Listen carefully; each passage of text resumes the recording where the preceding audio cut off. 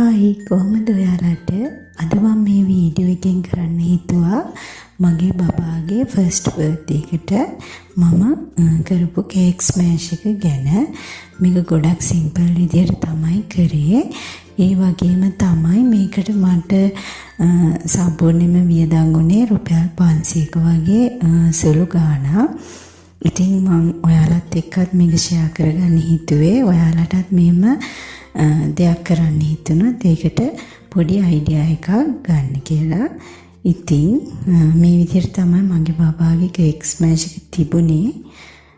මම මේ වගේ A4 sheet වලින් සිම්පල් විදිහට මේ කොඩි වලක් වගේ එකක් හදාගත්තා.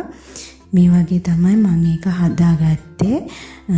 පොඩි පොඩි shapes කපලා ඒවා අලවලා මෙන්න මේ විදිහට තමයි මම ඒක හදාගත්තේ. ඔයාලා දකින්න ඇති ඉස්සෙල්ලා පෙන්නපු ෆොටෝස් වල මේක ගොඩක් ලස්සනට තිබුණා. ඒ වගේම තමයි මේ 1 කියන අකුරු ටික. මට මේක රෙන්ට් එකට ගන්න තැනක් තිබුණේ නැහැ.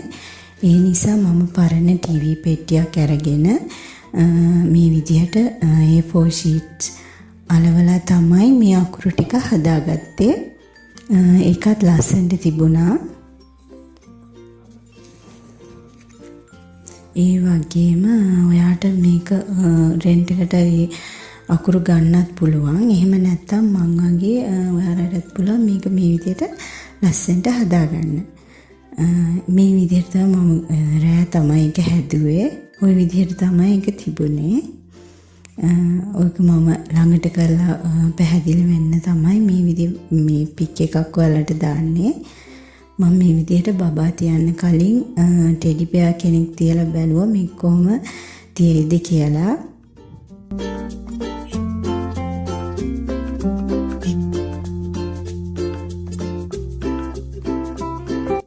මට මේ ඩෙකොරේෂන් එකට බැලුන් 20ක් 25ක් වගේ ප්‍රමාණයක් ගියා. ඔයාලටත් ඔයාලගේ අයිඩියාස් අනුව මේ බැලුන්ස් ගන්න වෙනස් කරගන්න පුළුවන්. මේ මම ගත්ත පුංචි වීඩියෝ එකක් මගේ බබා ගොඩක් ආසාවෙන් මේ බැලුන්ස් එක සෙල්ලම් කරනවා. ඉතින් මේ විදිහට ඔයාට පුළුවන් ඔයාගේ බබාගේ කේක් ස්මෑෂ් වලට අයිඩියාස් ගන්න ඉන්ටර්නෙට් එකේ තියෙන ෆොටෝස් ෂූට් වලින්. ඒ වගේ කීපයක් තමයි මේ ඔයාලට පේන්නේ. ඉතින් මේ වගේ වීඩියෝස් බලන්න කැමති නම් දිගටම මගෙත් එක්ක එකතු වෙලා ඉන්න කියලා මම ඔයාලගෙන් ආදරෙන් ඉල්ලනවා.